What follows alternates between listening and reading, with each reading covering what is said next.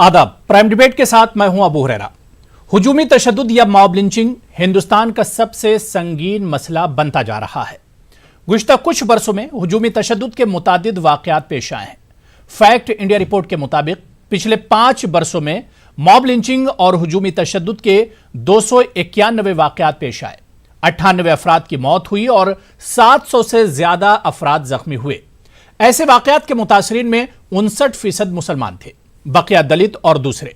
तो वहीं मई 2019 में मरकज में दोबारा बीजेपी की हुकूमत बनने के बाद अब तक मॉब लिंचिंग के 60 से ज्यादा वाक़यात पेश आ चुके हैं। यानी पिछले कुछ बरसों के मुकाबले में अब हुजूमी तशद्दुद की शरह में कई गुना इजाफा हो गया है। मुल्क की कोई रियासत अब इस लानत से महफूज नहीं है। गांव गांव, शहर शहर नफरत का बाजार गर्म है। सवाल यह उठता है कि आखिर कानून की बालादस्ती कहां है, लॉ एंड ऑर्डर कहां है? शरपसंद इतनी आसानी से बेखौफ होकर अपने नापाक अज़ाइम को कैसे पूरा कर रहे हैं?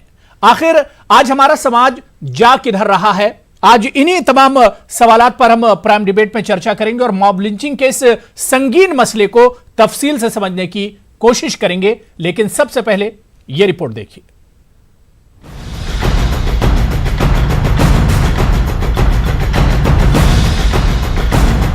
हुजूमी तशद्दुद या मॉब लिंचिंग हिंदुस्तान का सबसे संगीन मसला बन गया है। गुज़िश्ता कुछ बरसों में हुजूमी तशद्दुद के मुतादिद वाक़यात पेश आए हैं।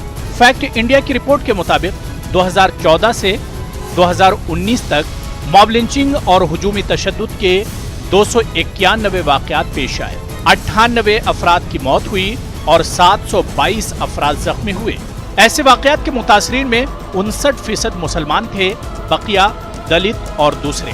दीगर सर्वे रिपोर्ट में लिंचिंग के वाक़यात की तादाद इससे ज्यादा बताई गई है। मई 2019 में दोबारा बीजेपी की हुकूमत बनने के बाद अब तक मॉब लिंचिंग के 55 से ज्यादा वाक़यात पेश आ चुके हैं। पिछले कुछ बरसों के मुकाबले में अब हुजूमी तशद्दुद की शरह में कई गुना इजाफा हुआ है। मुल्क की कोई रियासत अब इस लानत से महफूज नहीं है।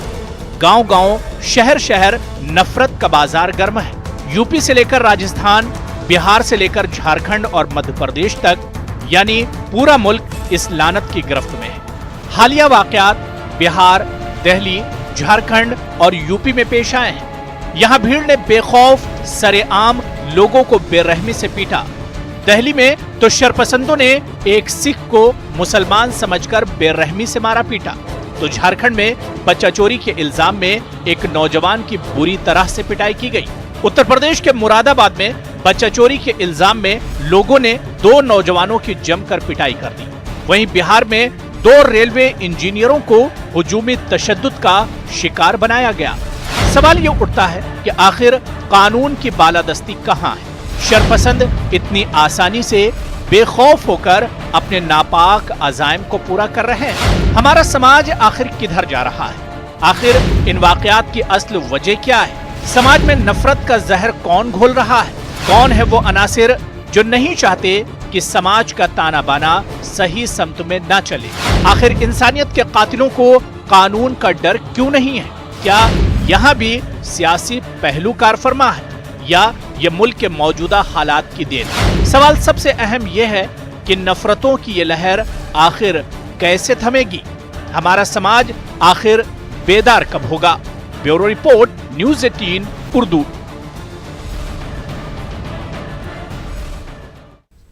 तो हुजूमी तशद्दुद या मॉब लिंचिंग एक तरह से एक संगीन मसला बनता चला जा रहा है। पिछले कुछ सालों में हमने देखा कि इस तरह के वाक़यात में, इस तरह के वारदात में लगातार इजाफा होता जा रहा है। सवाल बहुत से हैं इसे लेकर, क्योंकि ये ऐसा मामला है जिस पर सुप्रीम कोर्ट ने भी सख्त डायरेक्शन दिया है। हमारे मुल्क के वज़ीर आज़म नरेंद्र मोदी जी कई बार इस मसले को लेकर उन्होंने नाराजगी जाहिर की है, कई बार उन्होंने इस पर बयान दिया है। इसके अलावा अगर हम अलग अलग रियासतों में जाते हैं तो कई रियासतों में, चाहे मध्य प्रदेश की बात करें, राजस्थान की बात करें या यूपी में, सख्त कानून भी बनाए गए और पहले से इसके लिए सख्त कानून है। लेकिन बड़ा सवाल ये उठता है कि आखिर इस तरह के वाक़यात क्यों नहीं रुक रहे हैं? आखिर क्या कुछ कारफरमा है जो इस तरह के वाकये नहीं रुक रहे हैं? शरपसंदों के आखिर हौसले इतने बुलंद क्यों हैं? आखिर सरकारों का लॉ एंड ऑर्डर कहां है? या यूं कहा जाए कि आखिर हमारे कानून की बालादस्ती कहां पर है? क्या वाकई में इन शरपसंदों के दिलों से कानून का डर और खौफ एक तरह से निकल गया है? बड़ा सवाल यही उठ रहा है कि समाज को तोड़ने वाली इस लानत पर आखिर काबू कैसे पाया जाएगा? आज प्राइम डिबेट में इसी को हम समझने की कोशिश करेंगे। कुछ खास मेहमान भी मेरे साथ जुड़ेंगे।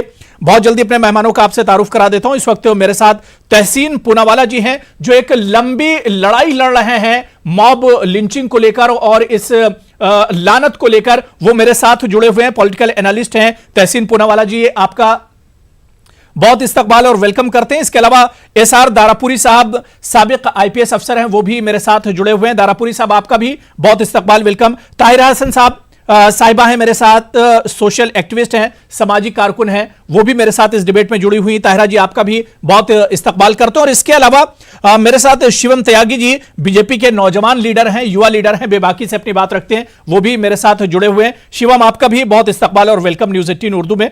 मैं सबसे पहले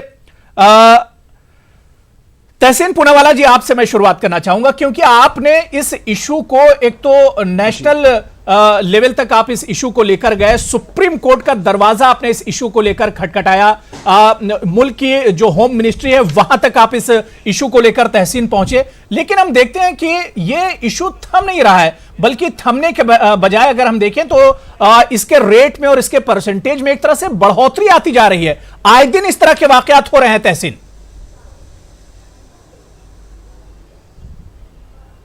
अबू भाई, सबसे पहले आपने मुझे मौका दिया कि आपकी डिबेट में मैं शिरकत करूं, इसलिए मैं आपका शुक्रगुजार हूं। और आपके माध्यम से मैं जो हमारी मुल्क की आवाम है उनको ये बताना चाहता हूं। जी, हमने सुप्रीम कोर्ट में ये लड़ाई लड़ी, सुप्रीम कोर्ट में जजमेंट आया और उस जजमेंट में माननीय सुप्रीम कोर्ट ने ये फरमाया, ये आदेश दिया कि इस पर सख्त से सख्त कानून आना चाहिए। जो कानून का जो मसौदा था, हमने माननीय सुप्रीम कोर्ट में मासूका नाम का जो कानून हमने ड्राफ्ट किया था, उसका मसौदा हमने माननीय सुप्रीम कोर्ट में पेश किया। सुप्रीम कोर्ट ने उसकी प्रशंसा करते हुए कहा इस कानून को लागू करना चाहिए। ना, कानून लागू करने की वजह क्या है और ये कानून लागू होने से जो आपका मूल प्रश्न है, सवाल है कि घटनाएं कैसे कम होगी, वो मैं आपको संक्षेप में समझा देता हूँ। देखिए, आपको याद होगा कि कुछ दिन पहले हमारे पार्लियामेंट में हमारे जो मौजूदा वजीर दाखिला है, उन्होंने कहा कि लिंचिंग की परिभाषा, लिंचिंग का डेफिनेशन हमारे सीआरपीसी और आईपीसी में नहीं है। अगर कोई जुर्म की अगर परिभाषा, कोई डेफिनेशन ही नहीं हो तो आप उस जुर्म पर काबू कैसे पा सकते हो? तो सबसे पहले ये आर्ग्यूमेंट माननीय सुप्रीम कोर्ट में हमने किया। तो इसीलिए हमने एक कानून बनाया जो अन्य एस्पेक्ट्स में जाता है, डिबेट में उसके बारे में मैं आगे चर्चा करूंगा। दूसरी चीज जो बहुत जरूरी है, जैसे मैं उदाहरण के तौर पे पहलू खान का केस लेता हूं, रविंद्र नाम के एक शख्स का केस लेता हूं जिनकी लिंचिंग दिल्ली में हुई, एक हिंदू एक मुसलमान। दोनों केस में जो आईओ है उन्होंने जो इन्वेस्टिगेशन है उसे बहुत बुरी तरह से किया। यानी कि जो डाइंग डिक्लेरेशन है पहलू खान के केस में और रविंद्र के केस में, उसको उन्होंने कबूल ही नहीं किया, जबकि सुप्रीम कोर्ट का ये आदेश है कि डाइंग डिक्लेरेशन को आपको लेना चाहिए। इससे हुआ क्या कि केस कमजोर हो गया। इसीलिए एक नए कानून के आने से ये होगा कि जो एसओपीज है, स्टैंडर्ड ऑपरेटिंग प्रोसीजर्स, ये आ जाएगी, जिसकी फिर से प्रशंसा सुप्रीम कोर्ट ने की। जो मौजूदा हुकूमत की होम मिनिस्ट्री है उसमें मैंने जाके इसे समझाया, उन्होंने इसकी प्रशंसा की। और जो आपने उत्तर प्रदेश सूबे की बात की, जो उन्होंने कानून बनाने की वो सोचे, वो मासूका मसौदे के पर ही सोच रहे हैं। आपको मैं बता दूं कि जो राजस्थान और मध्य प्रदेश का सूबा है और वेस्ट बंगाल का सूबा जो कानून बनाया इसी पर उन्होंने बनाया, लेकिन इस पर अब प्रेसिडेंट का अब तक हस्तक्षेप नहीं हुआ है। और लास्ट चीज मैं आपको बता दूं, जब तक आप किसी एक प्रशासन के व्यक्ति पर जिम्मेदारी नहीं डालोगे लिंचिंग की, तब तक ये सॉल्व नहीं होगा। तो दो चीज, लिंचिंग की परिभाषा और किसी पर जिम्मेदारी, वरना बार बार ये घटनाएं होगी और कोई भी व्यक्ति कॉन्विक्ट नहीं होगा। जैसे अपने पहलू खान के केस में था, आपने देखा डाइंग डिक्लेरेशन था, नाम पता था, वीडियो था, लेकिन कॉन्विक्ट कोई नहीं हुआ। यही इसी वजह से आपको कानून की जरूरत है। बिल्कुल। मेरे साथ दो और खास मेहमान जुड़ गए। मेरे साथ सुनील सिंह जी विक्टिम के फादर हैं। इनके बेटे को कुछ दिन पहले दिल्ली में एक तरह से इसी भीड़ तंत्र ने घेरा था और बुरी तरह से उसकी पिटाई की गई थी। इस पर हम सुनील सिंह जी से तफसील से बात करेंगे। सुनील सिंह जी, आपका बहुत इस्तकबाल और वेलकम है न्यूज़ 18 उर्दू में।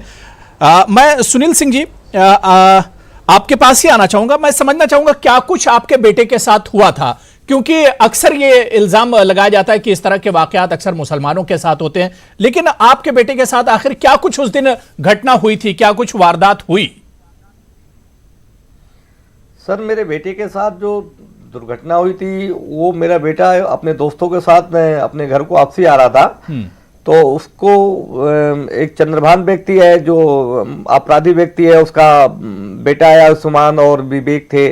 इन्होंने साहिल को रोका और बोले कि पंडितों की गली है, आप पंडितों की गली से होकर नहीं निकलोगे। मेरा बेटा बोला कि ठीक है सर, हम आपसे माफी चाहते हैं अंकल, हम निकल जाना, आज जाने दीजिए, आगे सब आएंगे तो हम आपसे पूछ के आएंगे। लेकिन उन्होंने वो बोले कि नहीं, ये पंडितों गली है, तुम नहीं जाओगे। उन्होंने पूछा तुम्हारा नाम क्या है, उन्होंने कहा कि मेरा नाम साहिल है। तो उन्होंने छूटते ही साहिल नाम सुनते ही थप्पड़ मार दिया।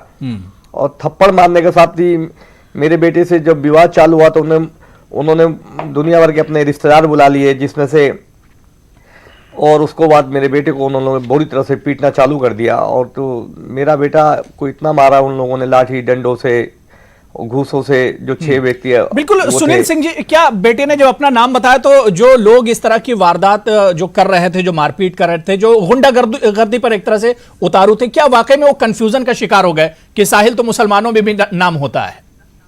हाँ, बिल्कुल बिल्कुल बिल्कुल, आप जो बोल रहे हैं बिल्कुल सच बोल रहे हैं। इसमें जो है कंफ्यूजन हो गया। और उसके बाद उन्होंने बेटे को जब मारना चालू किया था तो उन्होंने बाद में उसको मौका भी नहीं दिया कि उसको बताने के लिए कि मैं हिंदू हूँ या मुसलमान हूँ। उन्होंने कहा कि अंकल मेरी बात तो सुनो, मेरी बात तो सुनो। बार बार चिल्लाता रहा, अपनी मदद की गुहार लगाता रहा। लेकिन लोग गली मोहल्ले वाले भी सुनने को तैयार नहीं थे। कुछ वो बोलना चाहता था कि अंकल मेरी बात सुनो, आप मेरी बात को समझो कि मैं किस कास्ट का हूं। लेकिन उन लोगों ने कुछ नहीं समझा, बस उन्हें पीटते गए जब तक मेरे बेटे की हालत इतनी गंभीर नहीं हो गई और अपनी वो जान बचाने के लिए बेबस हो गया मेरा बेटा। बिल्कुल। तो मैं यहां पर एक चीज बिल्कुल साफ कर देना चाहता हूं, एक तो मॉब लिंचिंग या हुजूमी तशद्दुद या इस तरह के वाकयात को मैं बिल्कुल कोई धर्म के चश्मे से नहीं देख रहा हूं। ये एक वाकया इस तरह का हुआ था। खुद विक्टिम के फादर सुनील सिंह जी हमारे साथ मौजूद हैं, इस वजह से मैं एक बात को बस क्लियर करना चाह रहा था। बाकी मेरा कोई इंटेंशन नहीं था कि साहिल हिंदू था, मुसलमान था, क्या था। सबसे पहले तो साहिल हिंदुस्तानी है, वो हिंदुस्तान का एक नौजवान था जिसे इस तरह के हालात का सामना करना पड़ा। और मॉब लिंचिंग चाहे वो हिंदू के साथ हो या मुसलमान के साथ, वो एक तरह से जुर्म है, एक गुनाह है, उस पर एक तरह से काबू पाया जाना चाहिए। तो मेरा कोई इंटेंशन यहां पर सवाल पूछने का यह नहीं था कि मुसलमान और हिंदू करने का। यह सबसे पहले एक चीज जहन से निकाल देनी चाहिए। मैं शिवम त्यागी जी आपके पास आना चाहूंगा कि इस तरह के वाकयात शिवम लगातार हो रहे हैं। खुद विक्टिम के फादर सुनील सिंह जी मेरे साथ मौजूद हैं, जिनके बेटे के साथ 2-3 दिन पहले दिल्ली में इस तरह का वाकया शिवम हुआ है। मैं सिर्फ यह समझना चाह रहा हूं, जो मैंने समझा था तहसीन पूनावाला से, कि इस तरह के वाकयात बढ़ते ही जा रहे हैं। यहां पर कि काबू पाया जाता, सख्त कानून बन रहे थे, इसकी रोकथाम होती, इस पर ब्रेक लगता, बदले में हम देख रहे हैं कि ये वाकयात बढ़ते ही जा रहे हैं आए रोज। शिवम, अब जिस तरह से माहौल अभी बन रहा है, इसमें कोई दो राय नहीं है। सुनील जी के साथ हुआ ये बहुत ही अकल्पनीय है। मतलब इससे ज्यादा एक घृणित समाज में इससे बुरा और क्या हो सकता है कि नाम चाहे कुछ भी हो, लेकिन इस तरह से भीड़ तंत्र अगर किसी पे हमला करेगी और किसी की जान ले लेगी तो इससे बुरा तो इस देश के लिए कुछ हो ही नहीं सकता। और जहां तक मॉब लिंचिंग का सवाल है, सिर्फ यही नहीं और भी काफी सारे केसेस में जिस तरह से चीजें निकल कर आई है, इस देश को सामाजिक स्तर पर मजबूत रहने की, एक रहने की जरूरत है। और ये ध्यान करने की जरूरत है कि इस देश में बहुत सारी बड़ी बड़ी आपदाएं आई, हम हमेशा हिंदू, मुस्लिम, सिख, ईसाई, पारसी सब एक रहे, कभी कोई अलग अलग नहीं गया। लेकिन आज समाज को ये चीज समझने की जरूरत है। और सिर्फ इतना ही नहीं, मतलब सिर्फ इसी को नहीं, अभी मैं आपको आसाम की एक घटना बताऊंगा। आसाम के एक डॉक्टर देबेन थे, जिन्होंने मतलब चाय के बागानों में वो डॉक्टर थे और वहां के मजदूरों को जो है इलाज करते थे। बिल्कुल। अभी कल क्या हुआ है कि वहां पर वो किसी एक मजदूर को नहीं बचा पाए तो पता चला कि भीड़ ने उनको वहीं पीट पीट कर मार दिया। ये जो सामाजिक कुरीति इस बिहार देश में बढ़ रही है, शिवम देखिए, बिहार में 2 रेलवे इंजीनियर पे इसी तरह से हमला हो गया, कल की यह खबर है। शिवम जी बिल्कुल सही बात है आपकी। मैं अबू बिल्कुल इस बात को मानता हूं, इसमें कोई दो राय नहीं है। इसको समझने की थोड़ी सी और जरूरत है, और खास तौर पर सोशल मीडिया का जिस तरह से इस्तेमाल हो रहा है। अगर हम जी बताएं। जी सुनील जी, मैं आप जो बात कर रहे हैं बिल्कुल सही बात कर रहे हैं, लेकिन शिवम जी एक बात है, एक 23 साल का नौजवान जो अपना परिवार पाल रहा है, जो मुझे संभाल रहा है, अपनी बहन को संभाल रहा है, अपने छोटे भाई को संभाल रहा है, और हमारा प्रशासन दिल्ली पुलिस उस मौके पर क्या कर रहा है, कुछ नहीं कर रहा। मैंने बार बार उन लोगों के नाम बताए, कि उनको अरेस्ट कीजिए, तो हमारे एसएचओ विवेक त्यागी जी कहते हैं कि हमारी पोस्टमार्टम रिपोर्ट आ जाने दीजिए, और वो लोग मुझे खुला चैलेंज कर रहे हैं कि आपने मेरा क्या बिगाड़ लिया। इसके लिए आप क्या कहेंगे? सुनील जी, मैं सिर्फ इतना कहना चाहता हूं, देखिए न्यायिक प्रक्रिया में और पुलिस प्रक्रिया में जिस तरह से वो काम कर रहे हैं, या फिर वो कह रहे हैं कि भाई पोस्टमार्टम रिपोर्ट आने दीजिए, मैं सिर्फ आपको इतना कहूंगा, थोड़ा इंतजार बनाए रखिए। और ये सरकार और ये व्यवस्था किसी भी एक के खिलाफ या साथ नहीं है। अगर किसी के साथ जुर्म होता है तो उसको उसकी सजा मिलेगी, चाहे वो कोई भी हो, चाहे वो साहिल हो, चाहे वो देबेन हो, चाहे वो चंद्रभान हो, कोई भी हो। बात सिर्फ इतनी सी है कि अगर कोई भी व्यक्ति इस माहौल में, इस देश में गलत तरीके से गलत काम करेगा और इस तरह की मॉब लिंचिंग इनिशिएट करेगा या उसमें अभियुक्त पाया जाएगा, उसको सजा जरूर मिलेगी। लेकिन हमें एज अ समाज, शिवम, जो सवाल सुनील सिंह जी ने किया है कि जब हमें पता है कि जुर्म करने वाले कौन हैं, उसके बाद फिर हम जब इस पर सख्ती से पेश नहीं आते तो फिर इस तरह लोगों के हौसले बढ़ते हैं, इन शरपसंदों के और इन गुंडों के हौसले बढ़ते हैं इस तरह से। मैं सुनील जी के इस ऐसे वक्त में 100% साथ हूं और पूरी सांत्वना रखता हूं, लेकिन हमें एक चीज जो समझनी पड़ेगी, जो कानूनी प्रक्रिया है वो कानूनी हिसाब से चल रही है, लेकिन अगर उसमें कोई गलती कर रहा है, कोई ऑफिसर भी अगर गलती कर रहा है, चाहे कुछ भी उसका नाम हो, वो बचेगा नहीं, क्योंकि ये मामला मॉब लिंचिंग का है। और इसमें अगर आपने स्पेसिफिकली किसी एक व्यक्ति को टारगेट किया है बिना किसी गलती के, लेट द इन्वेस्टिगेशन। मैं ताहिर हसन जी आपके पास आना चाहूंगा। हर बार यही कहा जाता है कि जो गुनहगार है वो बचेगा नहीं, उससे सजा होगी। हमने देखा कि कितने वाकयात हो गए 2014 से अगर हम ले लें और अब तक की अगर हम बात करें तो तकरीबन 100 से ज्यादा इस तरह के वाकयात, बल्कि और भी ज्यादा वाकयात इस तरह के हुए हैं। कहां पर सजा हुई? हम तो देख रहे हैं कि हार मालाओं से उनका स्वागत किया जाता है, उनका वेलकम किया जाता है, चाहे बुलंदशहर वाकये की हम बात कर लें, चाहे अलवर की बात कर लें, बहुत से इस तरह के वाकये हैं। ताहिरा हसन साहिबा। बिल्कुल, देखिए जी, बिल्कुल देखिए, अभी ये अगस्त के 10 दिन लास्ट जो हैं 21 से लेके 31 तक, ये वेस्टर्न यूपी में कितने 18 केसेस आए हैं मॉब लिंचिंग के, जहां पर जगह जगह लोगों ने कानून अपने हाथ में लिया है। इस सबसे बड़े लोकतंत्र में जो संविधान से चलता है, लोग कानून हाथ में ले लेते हैं, लोगों को मार डालते हैं, कोर्ट भी वही हो जाते हैं, पुलिस भी वही हो जाते हैं, सारे इंस्टीट्यूशंस को इन्होंने अंडरमाइन कर दिया है। और इनके खिलाफ एक्शन क्यों नहीं होता है? लोगों में डर क्यों नहीं है? जनाब, जैसे आपने कहा, जब जयंत सिन्हा हार पहनाएंगे, लोअर कोर्ट से जो एक्यूज कन्विक्ट हुआ है और हाई कोर्ट से छोड़ा गया है बेल पे, उसको आप हार पहनाएंगे। आप बुलंदशहर में वो पुलिस इंस्पेक्टर जो कॉन्स्टिट्यूशन को अपहोल्ड करते हुए वर्दी में लिंच कर दिया जाता है, उसको मारने वालों, जो इंसाइट करने वाले को वायलेंस, उनको आप वेलकम करते हैं जो लोग, उनके खिलाफ क्या एक्शन हुआ? तब तो आप एक मैसेज भेजेंगे कि अगर तुम कानून हाथ में लोगे सबसे बड़े लोकतंत्र में, अगर तुम धज्जियां उड़ाओगे संविधान की, तो तुम्हारे खिलाफ एक्शन होगा। ये बहुत खतरनाक बात है कि हमारे संविधान की लोग रिस्पेक्ट नहीं कर रहे हैं, उनको डर नहीं है कानून का। क्या ये एनार्की है? इस सबसे बड़े लोकतंत्र को क्या हम ये कहेंगे कि वी आर इन एनार्की? तो इसका जवाब तो जो भी पार्टी रहेगी सत्ता में उसको देना होगा कि वो लोग जो है, आखिर जयंत सिन्हा साहब ने हार क्यों पहनाया था भाई? क्या उन्होंने मैसेज दिया? What kind of president he wanted to set? या यहां बुलंदशहर में कौन सा प्रेसिडेंट सेट हुआ? आप बताइए। कानून कोई भी हाथ में लेगा, उसको देश का कानून दंडित करेगा। कानून सबसे ऊपर है, संविधान सबसे ऊपर है। आपके पास भी आ रहा हूं। शिवम, जल्दी से इसका जवाब दे दीजिए। जो बात जो बातें ताहिरा जी ने जो सवाल उठाए हैं, जी मैं सिर्फ इतने कहना चाहता हूं। ताहिरा जी बहुत सीनियर हैं मुझसे, उनको देख देख कर मैं बड़ा हुआ हूं और उनको सुन सुन कर ही सीखा है। मैं सिर्फ इतना कहना चाहता हूं ताहिरा जी को, 2014 से नहीं हुआ है इस देश में तो मॉब लिंचिंग के वो लोग हैं जिनको चीफ मिनिस्टर भी बनाया गया है किसी स्टेट का। इस देश में तो मॉब लिंचिंग को कुछ इस तरह से भी सपोर्ट किया गया है कि एक प्रधानमंत्री ने ओपनली खड़ा होकर रैली में कह दिया हो कि एक बड़ा पेड़ गिरता है तो धरती हिलती है। ये मामला 2014 का नहीं है, या 14 से पहले या बाद का नहीं है, सामाजिक कुरीति है। अगर इसको पॉलिटिसाइज ना किया जाए तो ज्यादा बेहतर है। शिवम जी सर, हेलो, मैं इसको पॉलिटिसाइज नहीं करना चाहता। जी साहिल साहब सवाल पूछिए। क्या पूछना चाह दिया? उस पार्टी को ही नकार दिया। सुनील सिंह जी, सुनील जी कुछ पूछना चाह रहे हैं आप?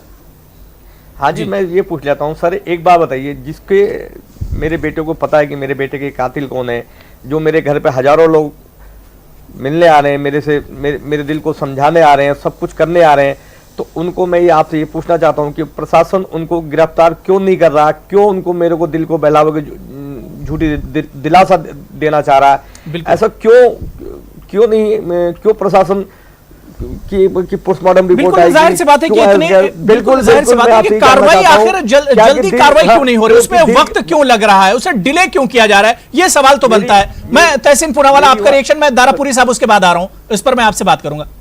तहसीन आपका रिएक्शन। जी अबू साहब, मैं शिवम भाई की बात बहुत ही गहराई से सुन रहा था।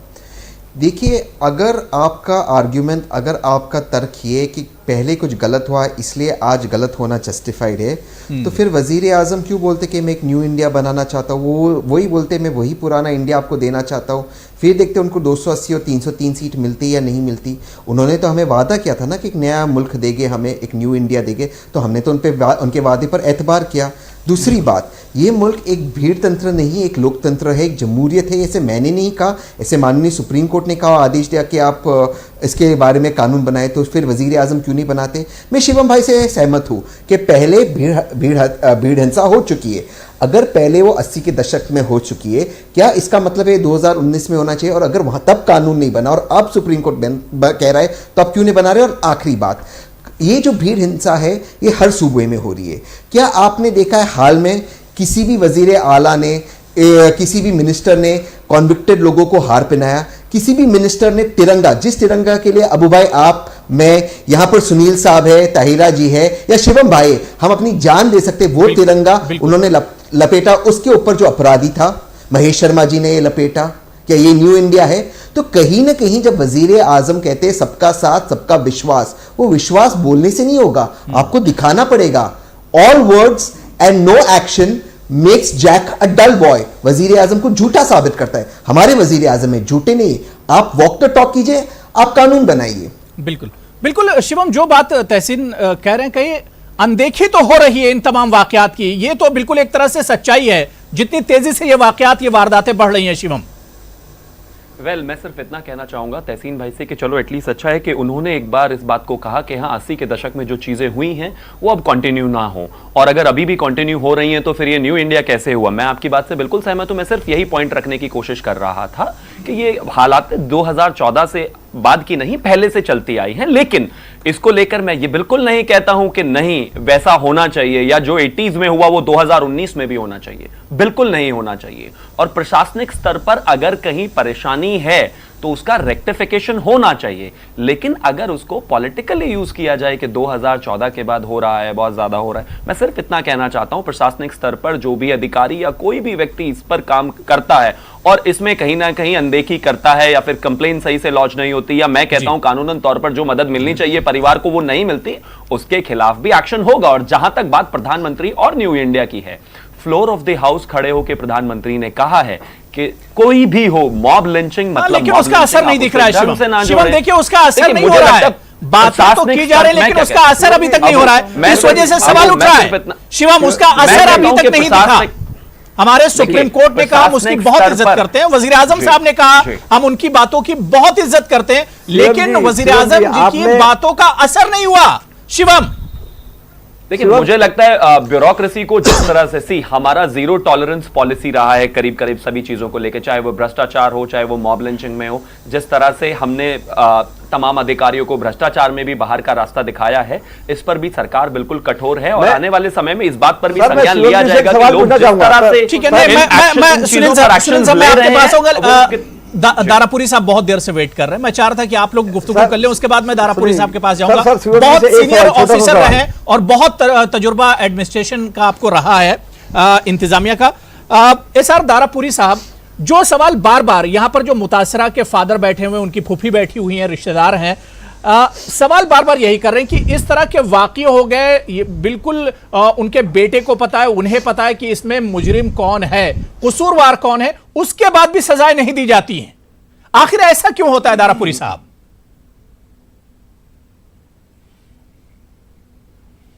वो देखिए, किसी भी मामले में जो कार्रवाई होती है वो बहुत से फैक्टर्स होते हैं, उनके ऊपर निर्भर करती है। जो कार्रवाई करने वाली एजेंसी है उनका अपना क्या नजरिया है, ये बहुत महत्वपूर्ण होता है। मैं पुलिस विभाग में रहा हूं, मैंने देखा है कि पुलिस विभाग के जो अधिकारी कर्मचारी हैं उनके भी बहुत से मामलों में अपने जाति नजरिए रहते हैं। अभी हाल में एक बड़ी रिसर्च हुई है जो कि डिस्कस हुई थी, तो उसमें ये बात बड़ी स्पष्ट उभर कर आई है कि ज्यादातर जो पुलिस वाले हैं उनके मन में मुसलमानों के प्रति एक प्रेजुडिस है, दलितों के प्रति एक प्रेजुडिस है। वो मान के चलते हैं कि मुसलमान अपराध करते हैं, वो मान के चलते हैं कि दलित अपराध करते हैं। जब उनके मन में इस प्रकार की भावना होगी तो जब उनको कार्रवाई करनी होगी तो वो भावना उनकी कार्रवाई को प्रभावित करती है। ये जो भी ताजा मामले में जो बात आ रही है कि सारा कुछ पता होने के बावजूद, बताने के बावजूद भी वो जानबूझ के किया जाता है, वो क्योंकि वो उनके अपने जाति की प्रेजुडिस होता है, दूसरों के प्रति एक उनको इस प्रकार की धारणा रहती है जो कि उनकी कार्रवाई को प्रभावित करती है। तो एक तो ये सबसे बड़ा कारण है, और दूसरा बड़ा कारण ये है कि माहौल कैसा है, सरकार जो है वो किसके प्रति सख्त है, किसके प्रति नर्म है। देखिए, कोई भी अपराध तब होता है जब अपराध के हालात पैदा होते हैं। इस समय हमारे देश में मॉब लिंचिंग के हालात पैदा हुए हैं, और उसका अगर आप विश्लेषण करेंगे तो मैं थोड़े से आंकड़े बताना चाहूंगा कि ये जो मॉब लिंचिंग के मामले हैं जो धर्म को लेके हुआ कि ये धर्म परिवर्तन करवा रहा, धर्म वापसी हो रही, ये कर रहा, वो कर रहा, 2010 से लेके 2014 तक कुल 24 मामले थे, और 2014 से लेके 219 तक 276 मामले हुए हैं। इसी प्रकार अगर आप गाय को लेके मॉब लिंचिंग के इनकी घटनाओं की आप इनका आकलन करें तो आप देखेंगे 214 से पहले वो संख्या बहुत कम थी, और 214 के बाद वो संख्या एकदम बढ़ गई है। और एक बड़ा आंकड़ा और भी दर्शाता है, जो कोई नेट के ऊपर आंकड़े हैं, वो ये भी दर्शाता है कि मॉब लिंचिंग के मामले उन राज्यों में दूसरे राज्यों के मुकाबले ज्यादा हुए हैं जहां जहां भाजपा की सरकार है। तो जो मैं माहौल की बात कर रहा था, हमारे देश के अंदर इस प्रकार का माहौल पैदा किया गया है और विभिन्न तबकों के अंदर इस प्रकार की नफरत पैदा की गई है जो कि एक राजनीति का हिस्सा है। ये नफरत की राजनीति जो है उसने ये मॉब लिंचिंग के लिए माहौल पैदा किया है, और इसीलिए ये घटनाएं ये रुक नहीं रही, ये बराबर हो रही हैं। प्रधानमंत्री जी के पार्लियामेंट में एक भाषण दे देने से ये नहीं रुकता है, इसको रोकने के लिए कार्रवाई करनी पड़ती है जो कि जमीन पर की जाती दिखाई नहीं दे रही है। जाहिर सी बात है कि नियत पर भी एक तरह से ये कहीं ना कहीं निर्भर करता है कि नियत क्या कुछ है सामने वाले की। और बड़ी अच्छी बातें दारापुरी जी ने बताई। इस वक्त मेरे साथ मंजू जी हैं जो कि फूफी हैं साहिल की, जिनके ऊपर दिल्ली में अटैक हुआ था, जो विक्टिम है। मंजू जी, आप लगातार इस तरह के, क्योंकि वाकयात मुल्क भर में हो रहे हैं, इस तरह के वाकयात आप सुनती रहती होंगी, लेकिन कभी आपने सोचा था कि आपका अपना कोई रिलेटिव, आपके घर का कोई बच्चा जाएगा और उसके साथ भी इस तरह के वाकये होंगे? इतना माहौल खराब हो गया। जी नहीं शिवम जी, हम लोग तो अपने भतीजे की शादी की तैयारी में लगे हुए थे। हम लोग लड़की देखने वाले थे शिवम जी, मेरे घर का बड़ा लड़का था, और हम लोग तो खुशियां मनाते थे कि अब मेरे बेटे भतीजा बड़ा हो रहा है, अब हम लोग ऐसा करेंगे वैसा करेंगे। 21 तारीख को मेरे छोटे भतीजे का बर्थडे था, उसमें हमारी बात भी हुई थी, लेकिन मुझे नहीं मालूम था कि दूसरे दिन मुझे मेरे भतीजे की मौत की खबर आएगी। हम लोग तो खुद भी नहीं समझ पा रहे कि हम अपनी भाभी को समझाएं, कि भाई को समझाएं, कि भतीजी को समझाएं। मेरी भतीजी तो बार बार कहती है बुआ भाई को ला दो, भाभी कहती दीदी भाई को ला दो, बेटे को ला दो। हम लोग कहाँ से लाएं? हम लोग तो ये भी नहीं कह सकते, न कोई चीज़ नहीं, संतोष भी नहीं कर सकते, क्या संतोष दिलाएं भाभी को। भाभी मेरी पागल, भाई मेरा लिपट के रोता है, दीदी मेरे साहिल को कैसे क्या हुआ, दीदी बताओ दीदी। तो हम क्या जवाब दें इसको?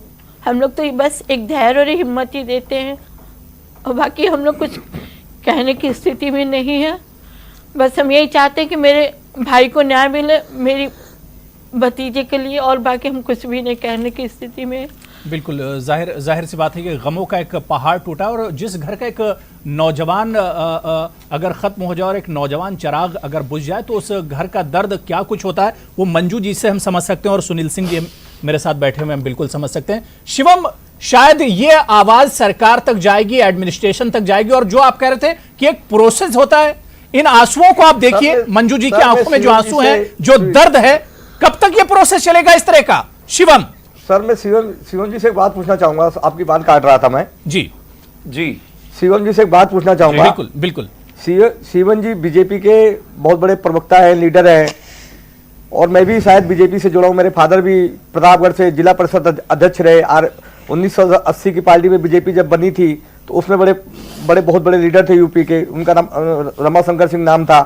और आज के बड़े बड़े लीडर भी उनके बड़े मित्र थे, कल्याण सिंह के बड़े जबरदस्त मित्र हैं, और लालजी टंडन, राजनाथ सिंह मेरे फादर के जूनियर थे। मैं शिवम जी से पूछना चाहता हूं, ये कहते हैं मोदी जी ट्वीट करते हैं, अमित जी ट्वीट करते हैं, हमारे मुख्यमंत्री ट्वीट करते हैं। मेरी बेटी ने लाखों ट्वीट किए हैं, लेकिन लाखों ट्वीट में इन्होंने कोई भी अफसर कोई जवाब किसी नहीं ने, मिला। इनके अधिकारी ने अब जवाब नहीं मिला, फोन करके सौतना नहीं दी। बताइए, जिस हिंदू तत्व की बात करते हैं, मेरे बेटे का नाम, हम लोग जर्नल हैं, हमारे हिंदू तत्व में मेरे बेटे का नाम साहिल था, जिसको एक मुस्लिम समझ के उसको मार दिया। क्या आप भी कितने बड़े हिंदू की बात करते हैं? शिवम देखिए, पूरी तस्वीर, पूरी पिक्चर आपके सामने है कि मुल्क कहां जा रहा है, मुल्क के हालात किस तरह से बन रहे हैं। एक फादर का, उनके जो रिलेटिव है, उनका दर्द शिवम आप समझ सकते हैं। आपने तो कह दिया कि एक प्रोसेस है और ये कार्रवाई होती है और मुजरिम ढूंढा जाएगा, गुनहगार और कसूरवार ढूंढा जाएगा। कौन लाएगा, कौन इन्हें इंसाफ दिलाएगा? शिवम क्यों ये लोग कहते हैं ट्विटर पे, मैं कहता बिल्कुल हूं दिलाएगी सरकार, यही सरकार दिलाएगी और यही लोग दिलाएंगे। और जहां तक बात सुनील जी की है, मैं इसको खुद निजी तौर पर इस पे कोशिश करूंगा कि क्या परेशानियां हैं देखने की, और अगर कोई कार्रवाई नहीं कर रहा है तो वो हो। दूसरा, मैं एसके दारापुरी साहब को कहना चाहता हूं, एसआर दारापुरी साहब को, कि देखिए आपकी बात का जवाब यहीं आपको मिल गया। आपने शुरू किया और राजनीति खेल दी। कहते हैं कि खास तौर पर हिंदू, मुस्लिम और दलित को टारगेट किया जाता है क्योंकि प्रेजुडिस है। मेरे बराबर में जो बैठे हैं वो कहीं ना कहीं बीजेपी से ताल्लुक राजनीतिक नहीं हो रही। मैं आपको नहीं कह रहा सर, मैं आपको नहीं कह रहा, मैं आपको गलत बोल रहे हैं, नहीं, मैं आपको नहीं। राजनीति कोई बात नहीं हो रही है। शिवम सियासत से उठकर बात कीजिए, एक दर्द समझिए, आपने मैं सियासत की बात ही घर नहीं वालों का कर रहा। दर्द समझिए। शिवम सियासत मत कीजिए। आप फिर गलत ले रहे हैं, आप फिर गलत ले रहे हैं। सुनिए, आप इसको सुनिए। मैं आपसे सिर्फ इतना कहना चाह रहा हूं कि जो दारापुरी साहब कह रहे हैं कि इस देश में मुस्लिमों और दलितों के खिलाफ खास तौर पर पुलिस प्रेजुडिस है, तो मैं सिर्फ कहना चाहता हूं, मेरे बराबर में मेरा भाई जो सुनील बैठा है वो एक जनरल है, और दूसरी बात कहीं ना कहीं बीजेपी से भी ताल्लुक रखता है। तो प्रॉब्लम जो आप सोच रहे हैं उससे जरा सी बड़ी है। और जब आप दलित और मुस्लिम की बात करते हैं तो आप ध्रुवराज त्यागी, आप डॉक्टर देवेन और भी बहुत सारे लोग हैं। प्रेजुडिस मत दीजिए। तहसीन पूनावाला, आपका रिएक्शन, मुझे ब्रेक भी लेना है। जी देखिए, एक मिनट सर, देखिए, मैं सुनील जी आ रहा हूं, सुनील जी मैं आ रहा हूं। देखिए, दो चीज़ है। शिवम भाई की बात में मैं शिवम भाई की बात गहराई से सुन रहा था। शिवम भाई, अगर आप सुने जो आंकड़े माननीय सुप्रीम कोर्ट में पेश किए गए थे, उन आंकड़ों ने बताया कि जिन सूबों में भाजपा की हुकूमत है वहाँ पे 90% इजाफा हुआ है गाय को लेके वारदातों में। जहाँ पर भाजपा की हुकूमत है वहाँ पे SC/ST पर 18% जो अत्याचार है उस पर इजाफा हुआ है। ये मेरे आंकड़े नहीं है, राजनाथ सिंह जी के आंकड़े हैं। ये सुप्रीम कोर्ट में पेश किए गए थे, राजनाथ सिंह जी ने पेश किए थे, उनकी हुकूमत ने पेश की थी, आपके अटॉर्नी जनरल ने पेश किए थे। तो कहीं इसमें झूठ नहीं है। अगर आपको कोई चीज का इलाज करना होगा, आपको समझना होगा आपको रोग क्या है, रोग जानोगे तब आप इलाज करोगे, पहली बात। दूसरी बात, और मैं अपनी बात खत्म करता हूं, शिवम भाई आपने सब बात कर दी, आप एक चीज की कमिटमेंट क्यों नहीं देते? अगर वजीर आजम इस पे सीरियस है तो राजस्थान के सूबे ने और वेस्ट बंगाल ने कानून पास किया है, उस पर प्रेसिडेंट साइन क्यों नहीं करते? क्यों अमित शाह जी कहते अलग कानून की जरूरत नहीं? क्या अमित शाह जी वजीर दाखिला को कानून की ज्यादा ज्ञान है सुप्रीम कोर्ट से? ठीक है, आप इसका जवाब ये सुप्रीम कोर्ट में आदेश दिया, आप राष्ट्रपति को ब्रेक पर जाना है, फौरन हाजिर होते हैं, बहुत छोटा सा ब्रेक लेना है, लेकिन ब्रेक के बाद आएंगे तो इसी इशू पर बात करेंगे कि आखिर इसका खात्मा कैसे होगा, कब तक इसे सियासत की नजर से देखा जाएगा, कब तक इसे धर्म के चश्मे से देखा जाएगा। छोटा सा ब्रेक लेंगे, फौरन हाजिर होते हैं।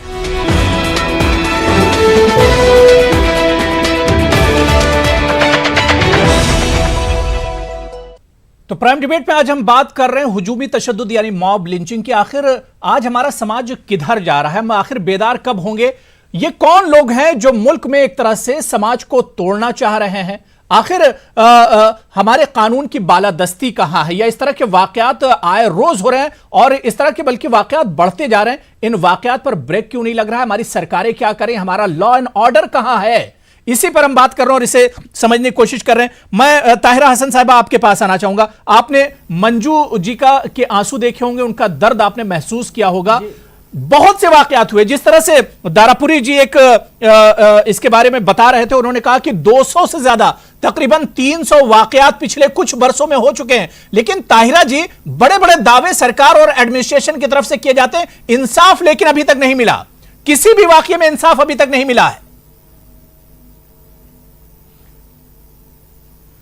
नहीं, बिल्कुल, देखिए, मंजू जी के साथ मेरी पूरी सहानुभूति है और मैं उनसे कहना चाहती हूँ कि आपका दर्द इतना बड़ा है कि मैं उसे बांट तो नहीं पाऊंगी, लेकिन मैं आपके साथ इस तरह से खड़ी हूँ कि मेरी पूरी कोशिश रहेगी कि वो मुजरिम जिन्होंने आपके घर के बच्चे के साथ ये किया है, जिन्होंने कानून का खिलवाड़ मचाया है, जिन्होंने सबसे बड़े लोकतंत्र के ऊपर असॉल्ट किया है, उनको सलाखों के पीछे पहुंचाया जाए और उनको सख्त से सख्त सजा दी जाए।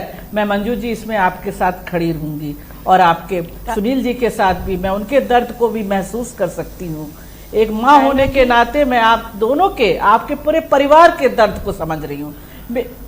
जी मंजू जी कुछ कहना चाह रहे हैं? जी, मैं रिएक्शन ले लेता हूं। मंजू जी, सबसे बड़ी कि मेरा भाई विकलांग है, उसके पैरों में राड़ लगा है जी। और मेरा भाई मतलब का हाथ वो बटाता था। मतलब सबसे बड़ी बात है कि ये इतना मेहनत भी नहीं कर पाता दौड़ धूप के, लेकिन मतलब लोगों ने ये नहीं सोचा बस कि कैसे, क्या हम लोग तो खुद भी नहीं समझ पा रहे हैं कि कैसे जो बच्चा मतलब हंसता हुआ, हमेशा घर मुस्कुराता हुआ, बिल्कुल ये है, कहते हैं कि दीदी कहाँ से लाऊं समझ रही हूँ। मैं चाह रही हूँ जो लोग देख रहे हैं टीवी पे, माँ की तो उसकी इतनी बुरी हालत है। मैं तो चाहती हूँ मतलब लोग देख रहे हैं वो भी देखे समझे। बिल्कुल जाहिर सी बात है कि एक इस फैमिली के पीछे का बैकग्राउंड जो गुंडे हैं, मैं तो यहाँ पर कहूंगा कि ये गुंडे हैं, ये एक तरह से मॉब टेररिज्म है जिसे एक तरह से बढ़ावा मिल रहा है और इस पर सरकारें और जो एडमिनिस्ट्रेशन वो एक तरह से खामोश है। आप दर्द को समझिए, इसीलिए इस दर्द को समझिए, मंजू जी के दर्द को, इनके खानदान का जो बैकग्राउंड है उसे समझिए कि साहिल इनका एक लौता सहारा था जिसे भीड़ तंत्र ने छीन लिया। कौन आएगा इनके सहारे के लिए? सिर्फ बड़े बड़े वादे किए जाएंगे, सिर्फ ऐलानात किए जाएंगे, उस पर कार्रवाई नहीं होगी। शिवम, कौन जवाब देगा शिवम इस बात का? बिल्कुल कार्रवाई होगी। क्यों कार्रवाई नहीं होगी? देखिए, अब सिर्फ बातें मत कीजिए शिवम, क्योंकि 10 दिन से ज्यादा हो गए, 10 दिन से ज्यादा गुजर गए, उत्तर प्रदेश में 10 दिन से ज्यादा गुजर गए शिवम, कोई कार्रवाई नहीं हुई है। हर केस में जांच उत्तर हुई है, प्रदेश में 18 केसेस हो बहुत गए, सारे वादे और हर केस में बहुत सारी गलत डिटेल्स भी बाहर आई हैं जिनको बाद में आगे एक्सपोज भी किया गया है। मैं सिर्फ इतना कहना चाहता हूं, चाहे सुनील जी हो और चाहे कोई और बिल्कुल सही बात है आपकी, इसमें कोई दो राय नहीं है कि ये तो बिल्कुल गुंडाइज्म है। अगर आप इस तरह से भीड़ बनकर किसी पर भी वार करते हैं, किसी को भी मारते हैं, कोई भी हो, किसी की किताब में हिंदू और मुस्लिम और दलित पर ये ज्यादा हो रहा होगा, लेकिन मेरे लिए बिल्कुल साफ है ये लड़ाई मानवता के खिलाफ है। जिस तरह से लोगों को टारगेट किया जा रहा है, चाहे वो किसी भी जाति धर्म से आते हो। फिर इस पर सरकार खामोश क्यों है शिवम? सरकार खामोश क्यों है? सेंटर क्यों खामोश है? एडमिनिस्ट्रेशन। और अभी बीच में एक चीज और उठी थी, तहसीन भाई ने कहा था कि गाय को लेकर भी इस देश के प्रधानमंत्री ने बिल्कुल कहा था कि गाय को लेकर भी अगर आप कहीं पर इस तरह से गुंडागर्दी करते हो तो ये बिल्कुल सही नहीं है, सरकार बर्दाश्त नहीं करेगी। एडमिनिस्ट्रेशन लेवल पे बिल्कुल जरूर काम करने की जरूरत है सरकार को कि किस तरह से पुलिस का रवैया है इन केसेस में और किस तरह की देखरेख करने की जरूरत है कि एडमिनिस्ट्रेशन अगर कहीं गलत काम कर रहा है तो उसका जल्द से जल्द ये सरकार निस्तारण करेगी। नहीं, कुछ देखिए शिवम, अभी तक असल में कोई रिजल्ट इसमें देखने को नहीं मिला, इस वजह से सवाल और ज्यादा उठते हैं। मैं तहसीन से इस पूरे मामले को समझना चाह रहा हूं, वो कुछ रिएक्शन देना चाह रहे हैं। तहसीन, अभी तक हमने देखा कि बहुत से वाकयात हुए, तकरीबन 300 वाकयात हुए, 300 वारदातें हुई हैं, 300 लोग मारे जा चुके हैं और बहुत बड़ी तादाद है जो इंजर्ड और जख्मी हुए हैं। लेकिन हमने देखा कि इसमें कोई किसी को इसमें इंसाफ नहीं मिला। तहसीन, हमने कोई इंसाफ, कोई ऐसी वारदात नहीं देखी जिसमें इंसाफ मिला हो मॉब लिंचिंग के वाकये में। जी, तो मैं उसका संक्षेप में जवाब देते शिवम भाई का जवाब देके तीन चीज संक्षेप में बताऊंगा। सबसे पहले आपका जो सवाल था इंसाफ क्यों नहीं मिला, इंसाफ इसलिए नहीं मिल रहा है अबू भाई क्योंकि मैं दोबारा ये बात रिपीट करूंगा, हमारे कानून में लिंचिंग की परिभाषा ही नहीं है, डेफिनेशन ही नहीं है। ये बात खुद वजीर दाखिला अमित शाह जी ने कुछ दिन पहले कहा था। अगर आपके पास कोई कानून में कोई चीज की डेफिनेशन नहीं है तो कानून में वो जुल्म होगा ही कैसा, वो रिकॉर्ड ही कैसा होगा, उस पर कार्रवाई कैसी होगी। बेशक आप कुछ मर्डर के केसेस दाखिल करते हो, लेकिन मर्डर के केसेस की जो इन्वेस्टिगेशन है वो लिंचिंग के जो अपराधी, क्योंकि लिंचिंग एक भीड़ है, वो भीड़ को आप कन्विक्ट नहीं करते हो, इसलिए वो दर भीड़ में नहीं जाता। उसके अलावा जो प्रोत्साहन मिलता है स्टेट से, जैसे आपको फेलिसिटेट किया जाता, आपको फर्स्ट रो में बिठाया जाता योगी जी के प्रोग्राम में, इसकी वजह से आप डर चला गया। लेकिन मैं दूसरी बात करना चाहता हूं, शिवम जी ने बिल्कुल सही कहा कि वजीर आजम ने गाय को लेकर कुछ बातें की थी। मैं वजीर आजम को कोट करता हूं, वजीर आजम ने कहा था 80% लोग गोरख धंधा कर रहे हैं, इनका डोजियर बनना चाहिए। कहां है वो डोजियर? आज 4 साल हो गए उस बात को। क्या वजीर आजम की बात में इतना दम नहीं है कि जो सूबे में उनकी हुकूमत है वो डोजियर बनाए? कोई डोजियर नहीं बना। और लास्ट चीज मैं कहना चाहता हूं, मैं अपनी बात यहां पर समाप्त करना चाहता हूं। देखिए, आज लिंचिंग कब होती थी? यूरोप में 14वीं शताब्दी में हो रही थी, तब यूरोप का जीडीपी एकदम नीचे गिर गया था। अमेरिका में 16-17 सेंचुरी में हो रही थी, 18 सेंचुरी में, तब उसका जीडीपी पूरी तरह से नीचे गिर गया था। लिंचिंग मॉब्स वहां पर होती है जहां पर जॉब्स नहीं होता है। मॉब्स और जॉब्स में एक कोरिलेशन है, ये मैंने कहीं अपने पेपर्स में इसको प्रेजेंट किया है, वो सारी चीजें मैं आपको ये बताना चाहता हूं। आज हमारे देश का आज हमारे देश की जीडीपी में एक लास्ट लाइन कहना चाहता हूं, बहुत जरूरी लाइन है, बहुत जरूरी लाइन है अबू भाई, बहुत जरूरी लाइन है। आज हमारे देश की जीडीपी गिरे क्यों? उस देश में निवेश तब तक नहीं होगा जब तक कानून का निजाम सबसे ऊपर नहीं रहेगा। जिस देश में इंसाफ नहीं मिलेगा, जिस देश में कानून का निजाम ऊपर नहीं रहेगा, कोई भी व्यक्ति बाहर से आके निवेश नहीं करेगा। इसलिए आपका निवेश गिर रहा है, आपका जीडीपी गिर रहा है। लिंचिंग और जीडीपी में एक डायरेक्ट कनेक्शन है, इस पे मैं थीसिस कर रहा हूं, ऐसे आप किसी से भी चेक करवाते दिख लीजिए। शिवम तहसीन भाई, अगर लिंचिंग और इसमें कोरिलेशन है तो फिर आपको 1984 याद करना चाहिए। मेरा ख्याल 5000 लोगों को एक जगह मॉब लिंचिंग कर दिया गया था धर्म के आधार पर। उस हिसाब से तो देश 1984 में बैंकरप्ट हो जाना चाहिए था। 1990 में 31 दिसंबर को 5 लाख पंडितों को मारा भी और बाहर भी निकाल दिया था। सो टेक्निकली देश बिल्कुल बैंकरप्ट हो जाना चाहिए था। और दूसरी चीज, आपने कहा अबू के इन्वेस्टिगेशन नहीं होती, कार्रवाई नहीं होती। तबरेज के केस में क्या इन्वेस्टिगेशन कार्रवाई नहीं हुई? ध्रुवराज त्यागी के केस में क्या दिल्ली में लोग जिन्होंने उसको मारा क्या वो जेल नहीं गए? उसके अलावा मथुरा में जो नथालाल को मारा क्या वो जेल गए? तो फिर वापस आ गए ना, अलावा जेल गए और फिर वापस आ गए सीना तानकर। व्यवस्था उनका इस्तकबाल और उनका वेलकम किया गया। बुलंदशहर में क्या हमने नहीं देखा, या अलवर में नहीं देखा? केस हुआ था, ऐसे लोग जेल गए लेकिन जमानत पर बाहर आ गए और वो जेल उनके तो हौसले और ज्यादा बुलंद हो गए। शिवम, अबू वो जेल गए, लेकिन उसके बाद देखिए ना, 1984 में जिन लोगों ने 5000 लोगों को मार दिया वो चीफ मिनिस्टर बने बैठे हैं। अगर उस समय कानून का राज था और हिंदू मुस्लिम एकता इतनी बेहतर थी तो ये लोग तो अब उसका आपसे मुआवजा क्यों कर रहे हैं? आप जो 80s में हुआ क्या वही 2019 में चाहते हैं? शिवम, आप बार बार ये चीज क्यों कह रहे हैं? अगर आप लिंचिंग आप दोनों को पैरेलल क्यों लेकर चल रहे हैं? शिवम, ज्यादा है, आप सिर्फ ये कहिए कि जो 80 में हुआ वो भी एक संगीन जुर्म था, जो 2019 में हो रहा है वो भी जुर्म है। शिवम, इस बात को मानना पड़ेगा। जब मुझे आपको अपने देश के आज के हालात बताने हैं तो जाहिर बात है मैं पुरानी सरकारों में हिंदुस्तान में जो रही है उनसे ही कंपेयर करूंगा ना, यूनाइटेड स्टेट्स से तो करूंगा नहीं जाके। तो जाहिर बात है, जैसे भाई ने कहा, मैं शिवम क्या कह रहा हूं कि आप 80s को कंपेयर करने के बजाय आपके सामने जो सुनील सिंह जी बैठे हुए हैं, आप कहिए कि हम आपको इंसाफ दिलाएंगे, इंसाफ दिलाएंगे इस फैमिली को। अबू भाई, इसका दर्द आप नहीं समझ रहे हैं। आप सिर्फ 80 में ले जाकर पूरे मामले को घालमेल कर देना चाहते हैं। बिल्कुल, मैं 80 का सपोर्ट नहीं कर रहा हूं, मैं कश्मीर में जो पंडितों के साथ हुआ उसका सपोर्ट नहीं कर रहा हूं। बिल्कुल गलत हुआ, बिल्कुल गलत हुआ कश्मीरी पंडितों के साथ, और 80 में जो हुआ वो भी गलत था। लेकिन शिवम, जो अब हो रहा है जिनके साथ, क्या उनको इंसाफ नहीं मिलना चाहिए? बिल्कुल मिलना चाहिए और बिल्कुल मिलेगा। मैं कहता हूं कहीं पर भी कोई भी इन्वेस्टिगेशन में कमी रहती है, हम इनके साथ खड़े हैं। किसी भी तरह से एडमिनिस्ट्रेशन लेवल पर अगर कोई भी परेशानी होती है, हम इनके साथ खड़े हैं और बिल्कुल इस केस को लेकर आगे जाएंगे और भी बाकी अन्य केसेस को। लेकिन जब आप इस तरह की बातें करते हैं कि जीडीपी और मॉब लिंचिंग का बिल्कुल एक कोरिलेशन है, तो प्लीज समझिए 84, 90 वहां पे तो देश खत्म हो गया होता, बैंक करप्ट हो गया होता आपके हिसाब से। मैं इसको साबित करूंगा,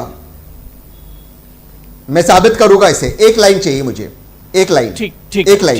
1984 में हमारी जीडीपी थी 3.84%, ये 1986 में हुआ 5। एक सेकंड, एक ही लाइन, मैं साबित करूंगा अपनी बात। मैं जानता था ये बात उठी। 1984 में जीडीपी गिर के, एक ही लाइन, बिल्कुल 1984 में हमारी जीडीपी गिरकर 3.8% हो गई। आप 80s में देखिए हमारी जीडीपी सबसे कम 1984 में थी, 86 में बढ़कर 5.2% हो गई। 1990 में हमारी जीडीपी इतनी गिरी कि आज हमको 1992 में हमें सोना गिरवी रखना पड़ा। अगर आपने कुछ, मैं थीसिस कर रहा हूं, प्लीज आप मेरी बातों पे एतबार कीजिए। जहां पर कानून का निजाम नहीं होगा वहां पर निवेश नहीं होगा। आपको सोना गिरवी रखना पड़ा। आप प्लीज इस बात को समझिए। और आज भी जीडीपी गिरा हुआ है क्योंकि लोग निवेश नहीं कर रहे, क्योंकि किसी की भीड़ इकट्ठा होते हैं, लोग को मार रही है। Tehsin, you're wrong at your part. FDI is the all-time high in India right now. Only Aramco is investing 15 lakh crore dollars India में। क्या बात कर रहे हैं? ठीक है, लेकिन शिवम 42,000 मुझे नहीं लग रहा कि इन बातों से सुनील सिंह को इंसाफ मिलेगा, साहिल को इंसाफ मिलेगा। इन बातों से इंसाफ नहीं मिलने वाला है। रिलेट कर लीजिए इसको। नहीं, मैं कह रहा हूं कि इन बातों से इंसाफ नहीं मिलने वाला है। आप आज न्यूज़ 18 पर बोलिए, आप न्यूज़ 18 पर बोलिए कि आप साहिल सिंह की फैमिली के साथ खड़े रहेंगे, आप सुनील सिंह जी की हर मदद करेंगे। बीजेपी या सरकार जो है वो हर तरह का मदद करेगी, एक कदम पर मदद करेंगे। और जो भी इसमें अभियुक्त है उसको बख्शा नहीं जाएगा और हम खुद इस केस को फॉलो करेंगे। मैं शिवम भैया से एक बात चाहता हूं। मैं शिवम भैया से एक बात चाहता हूं, सिर्फ आप मेरी इतनी मदद कर दें कि जो आरोपी हैं उन्हें अरेस्ट कराने में मेरी मदद करें। बस जो 6 लोग हैं उनके नाम मुझे पता है, जिनको मैं तीन नाम में सच्चो साहब विवेक त्यागी जी को बता चुका हूं। अब तक विवेक त्यागी जी ने उन्हें गिरफ्तार नहीं किया। मैं शिवम भैया से सिर्फ एक ही बात कहना चाहता हूं कि हमारे अजय ठाकुर डीसीपी हैं, वो कहते हैं कि इंक्वायरी चल रही है। विवेक त्यागी जी कहते हैं इंक्वायरी चल रही है। मैं कहता हूं कि मैं खुलेआम उन लोगों को नाम बता रहा हूं जो 5 गवाह मौजूद है मेरे बेटे के दोस्तों के गवाह पे, फिर भी पुलिस उन्हें अरेस्ट क्यों नहीं कर रही। मैं शिवम भैया से चाहता हूं कि मैंने हर चीज़ को मीडिया पे, सोशल मीडिया पे मेरी बेटी अंजलि सिंह ने सब गुहार लगाई है, लेकिन मैं इस बात की सुनवाई अभी तक क्यों नहीं हुई। मेरी बेटी कहती है पापा मैं आत्महत्या कर लूँगी। मेरी बीवी कहती है कि वो रो उसका बुरा हाल है। मेरा छोटा बेटा 12 साल का, वो कहता है कि पापा मेरा भाई ला के दो। सर मैं कहाँ से ला के दो, मैं इतना मजबूर हो चुका कि मैं खुद एक बेबस आदमी हूँ। मैंने सब जगह गुहारें लगा दी, सब जगह फरियाद कर दी। त्यागी जी कहते हैं कि मैं अपना दर्द बयान नहीं करता था, क्योंकि मेरा बेटा मेरे साथ मेरा कंधा मिला के चलता था। वो मेरा 23 साल का बेटा था जिसकी 6 फुट 1 इंच हाइट थी, 80 किलो वजन था। वो 1-2 आदमियों के कब्जे में नहीं आने वाला था, लेकिन फिर भी उन लोगों ने, आज वो लोग मुझे खुद चैलेंज करते हैं। मैं विवेक त्यागी जी को बताया इस बात को कि सर वो लोग मुझे चैलेंज कर रहे हैं, तो विवेक त्यागी कह रहे हैं कि उनको आ जाने दीजिए। शिवम सुन रहे हैं इस दर्द को, आप महसूस कर रहे हैं या नहीं, या सिर्फ सियासत होगी इस तरह के वाकयात पर? नहीं अबू, बिल्कुल शिवम, क्या अब तो मेरे ख्याल से पॉलिटिक्स नहीं होनी चाहिए, अब सियासत नहीं होनी चाहिए।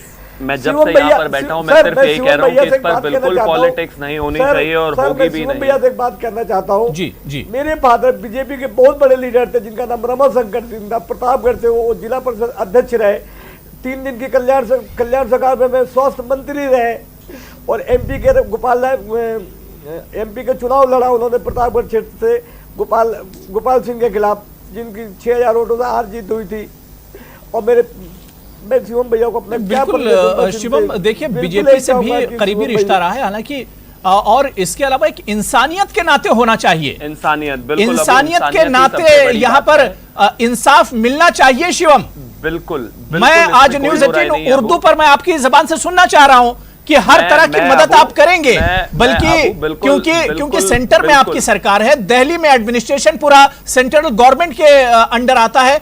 मदद अगर शिवम नहीं मिली और इस फैमिली को अगर इंसाफ नहीं मिला, तो आप सोच लीजिए कि सरकार से, एडमिनिस्ट्रेशन से, बीजेपी और सब पर से इनका भरोसा उठ जाएगा। मैं बिल्कुल आपके चैनल पर न्यूज़ 18 उर्दू पर पूरी आवाम के सामने कहना चाहता हूं और कहता हूं कि सुनील जी को जो भी परेशानी है उसमें हर संभव मैं इनकी मदद करूंगा। पूरी भारतीय जनता पार्टी प्रशासन और इनकी बिल्कुल मदद करेगा और जिस भी तरह की परेशानियां, चाहे वो इन्वेस्टिगेशन को लेकर हैं, इनको फेस करनी पड़ रही हैं, वो जल्दी से जल्दी उसको आगे बढ़ाने में और जो आरोपी हैं या जो होने वाले हैं उनको गिरफ्तार कराने में ये सरकार वो सब धमकियां भी दे रहे हैं। शिवम, आपने सुनील जी को सुना, वो धमकियां दे रहे हैं चोरी की और मैं क्या ऊपर से कहता हूं? सीना जोरी, कोई भी मेरा हो, क्या कोई उखाड़ भी हो, लोगे, मेरा वही- क्या कर वही एक लोगे। चीज है, वही- एक घर वही उजड़ अब गया, वो एक एक चीज नौजवान, है। एक चिराग बुझ गया एक घर का, और मतलब वही। क्या कानून नाम की कोई चीज ही नहीं रह गई है, वही एडमिनिस्ट्रेशन एक नाम चीज का है कोई कि- चीज ही नहीं रह गया। बिल्कुल, क्या हो रहा है जिस शिवम, तरह- इस सरकार में हो क्या रहा है, सवाल मैं तो क्या इस पर कहता हूं? उठता है नहीं, ये कि हो क्या रहा है इस एडमिनिस्ट्रेशन सरकार की में। बात हो रही है, एडमिनिस्ट्रेशन की बात हो रही है, वो एडमिनिस्ट्रेशन को वो कह रहे हैं, और मैं कहता हूं कि एडमिनिस्ट्रेशन में अगर कोई भी इस तरह का काम कर रहा है तो जाहिर बात है उस पर एक्शन लिया जाएगा, ठीक है। बख्शा नहीं जाएगा। चाहे कोई प्रोफेसर भी हो सतीश कुमार जी एडमिनिस्ट्रेशन। मेरे साथ जुड़ गए, पॉलिटिकल एनालिस्ट हैं। सतीश कुमार जी भाई, बहुत वेलकम देर से आपका, आने के लिए काफी क्षमा। देर से हमने आने आपको के लिए जोड़ा है।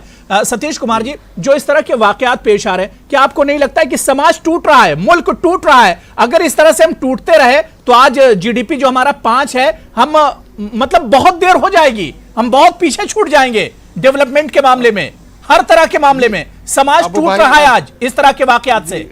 सतीश जी, बाबू भाई, इसको जीडीपी से अगर ना जोड़ा जाए तो ज्यादा नहीं, अच्छा ये होगा, बीच में एक क्योंकि correlation आर्थिक GDP से भी आया लेकिन था। ये अपने आप में दुर्भाग्य, logic। क्योंकि ये घटनाएं जो जिस तरह की घटनाएं हो रही हैं वो लॉ एंड ऑर्डर की समस्या है, उसको उस नजरिए से देखा जाना चाहिए और उसका हल भी उसी तरीके से निकाला जाना चाहिए। उसका राजनीतिकरण भी नहीं होना चाहिए कि बड़े पैमाने पर मॉब लिंचिंग हो रहा है या लोग मारे जा रहे हैं। ये एक दो घटनाएं हो रही हैं, वो नहीं उस नहीं जगह नहीं की सतीश जी समस्या है। देखिए, अब सतीश जी देखिए, अब वो चश्मा उतार दीजिए।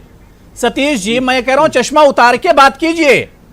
नहीं, 2014, मैं तो कह रहा हूं, मैं कोई डेट ना बताऊं, लेकिन पिछले कुछ सालों में आप देख लीजिए कि 200 से ज्यादा मॉब लिंचिंग के वाकये हुए हैं।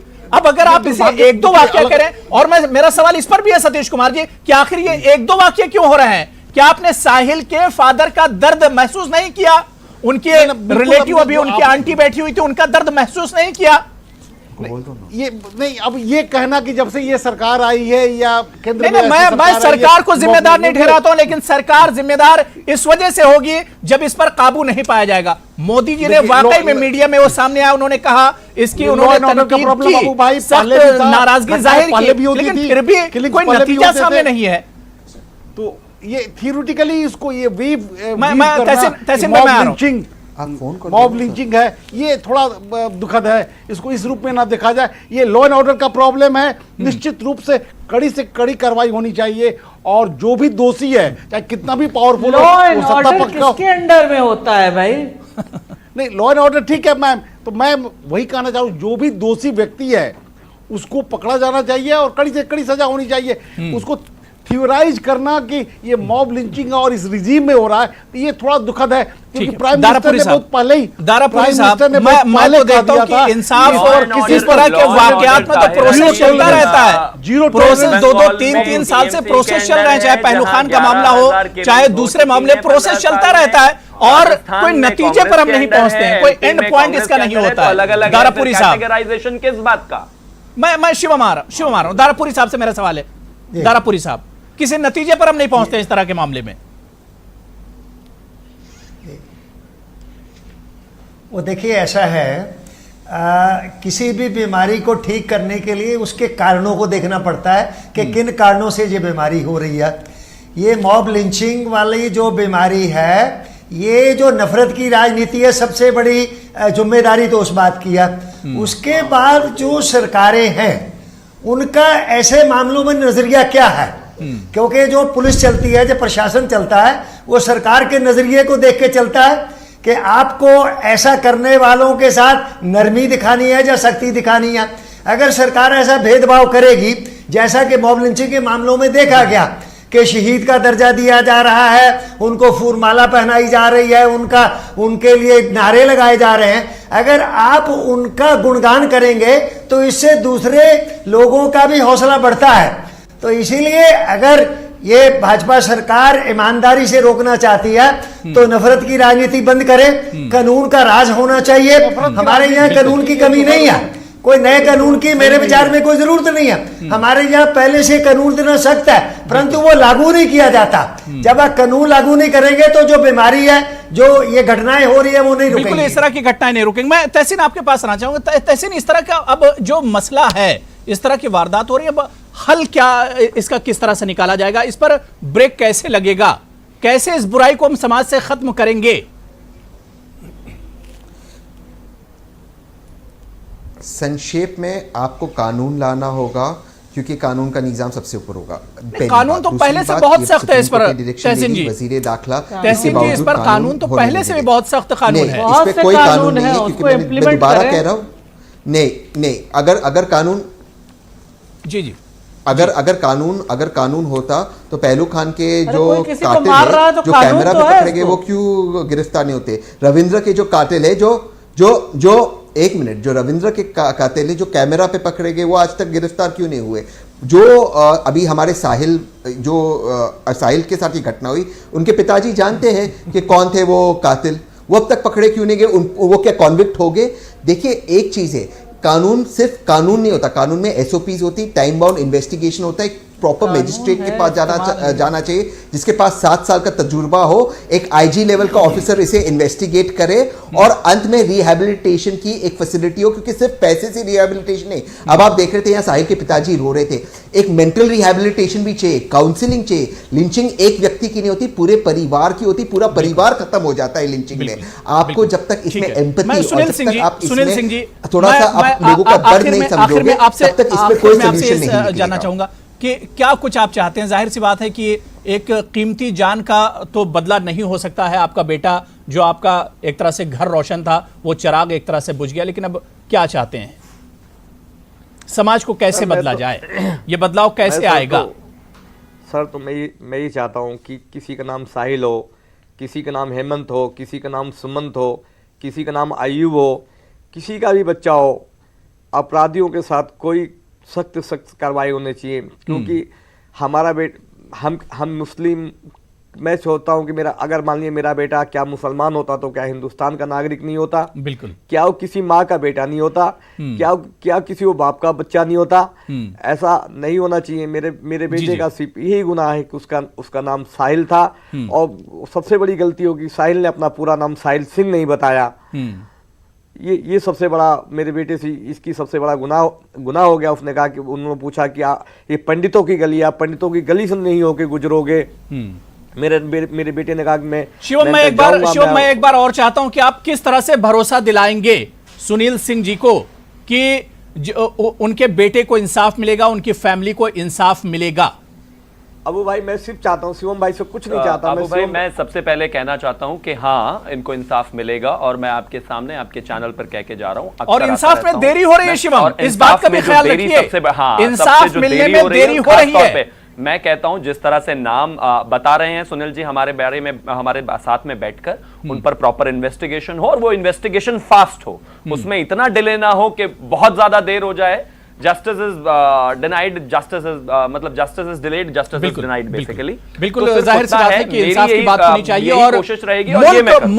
मुल्क से इस तरह के जो संगीन जो वारदातें हो रही हैं, इस पर ब्रेक लगना चाहिए, वरना समाज टूट रहा है। और जाहिर सी बात है कि बहुत बुरे हालात एक तरह से बनते जा रहे हैं। इस पर सोचना चाहिए हमारी सरकारों को भी कि हिंदुस्तान सोने की चिड़िया जो हुआ करता था, आपस में मेल मिलाप हुआ करता था, हिंदू मुसलमान फिर सब एक छत के नीचे आए, और आपसी जो इत्तेहाद है, भाईचारा जो है, वो एक बार फिर से एक तरह से गुलजार हो, और सब एक दूसरे के साथ मिलकर रहें। बहुत बहुत शुक्रिया सुनील सिंह जी, आपके गम में बराबर के हम शरीक हैं। बहुत बहुत शुक्रिया मेरे साथ जुड़ने के लिए। प्रोफेसर सतीश कुमार जी, शिवम त्यागी जी, तहसीन पूनावाला जी, एसआर दारापुरी साहब, आपका भी शुक्रिया, और ताहिरा जी, आपका भी बहुत बहुत शुक्रिया मेरे साथ प्राइम डिबेट में जुड़ने के लिए। आदाब।